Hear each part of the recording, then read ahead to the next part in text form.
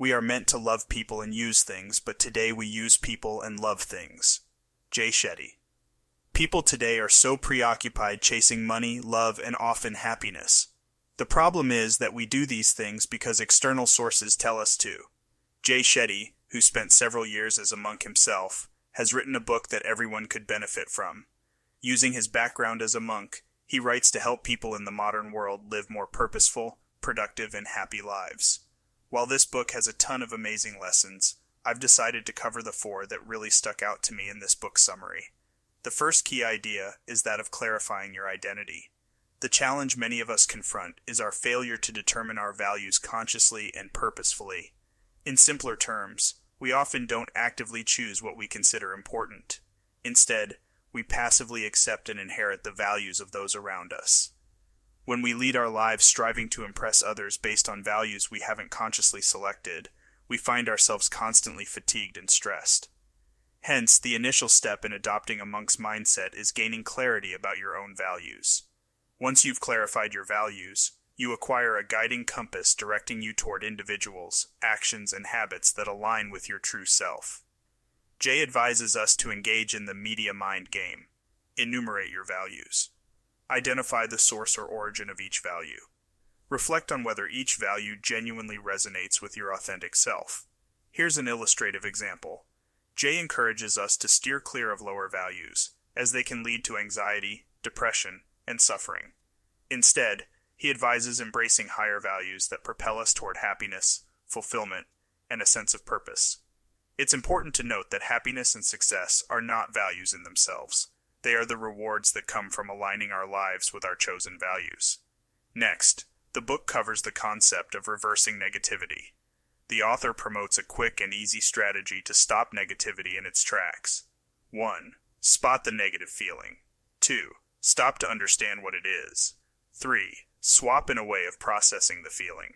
The aim of the spot-stop-swap approach is to enhance our self-awareness, as we often operate on autopilot without realizing our negativity. It's crucial to take notice of the triggers that lead to negative thoughts and assess their frequency. We can compile a list of these negative thoughts and delve into their origins. It's worth recognizing that when we find ourselves envious or passing judgment on others, it often mirrors our own insecurities. In the stop phase, our objective is to halt our negative behavior. This involves practicing slow and deliberate breathing to exercise self-control. Additionally, we should continually remind ourselves to communicate only what is truthful, constructive, non-hurtful, and timely.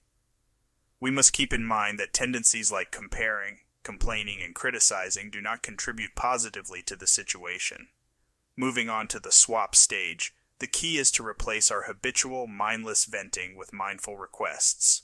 Research has shown that even happy individuals engage in occasional complaints, but they do so with mindfulness, unlike those who vent without thought, leading to worsened feelings.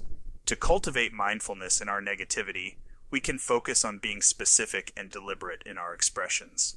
By being mindful of our negative thoughts, we can go a long way to eliminating what the author refers to as the 3 cancers of the mind: comparing, complaining, and criticizing. The next key idea the book covers is that of fear. We've often been taught to perceive fear as something inherently negative, but in reality, fear serves as a vital warning signal. How we harness fear depends entirely on our response to this signal.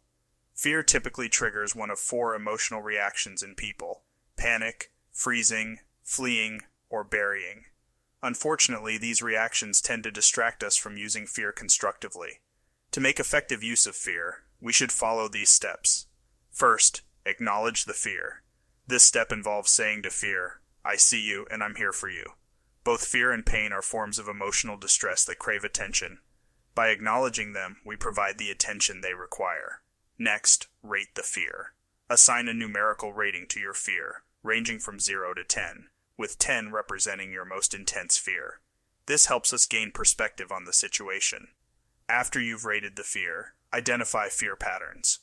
Take the time to inquire of your fear. When do I feel you? This process encourages intimacy with your fears. It's important to recognize that all fears stem from an attachment to something impermanent.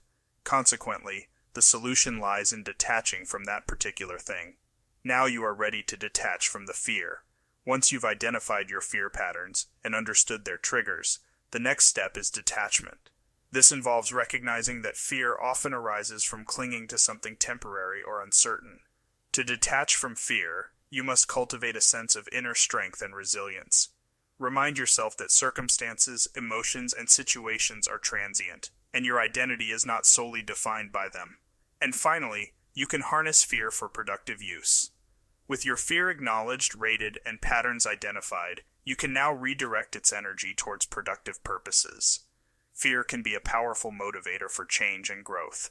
Use it as a catalyst to develop solutions, make informed decisions, and take proactive steps to address the underlying causes of your fear. By following these steps, you can transform fear from a paralyzing force into a constructive tool for personal development and positive change in your life. And the last point that we want to cover is that of living your purpose and Dharma. According to Shetty, Dharma can be defined as the intersection of passion, expertise, and usefulness. In essence, when we channel our passions and expertise into creating something that fulfills a genuine need for others, we attain genuine happiness and fulfillment.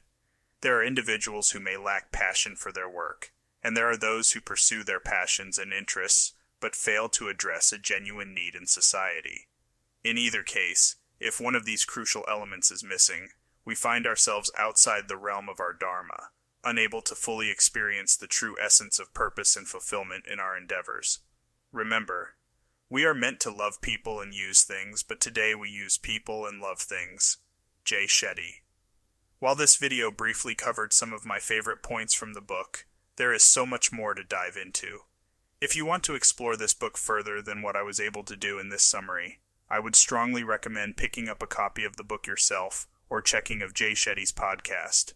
If you enjoyed this video and want me to dive deeper into the topics covered in the book, please leave a comment below, like the video, and sub to the channel for more book summaries and informational content.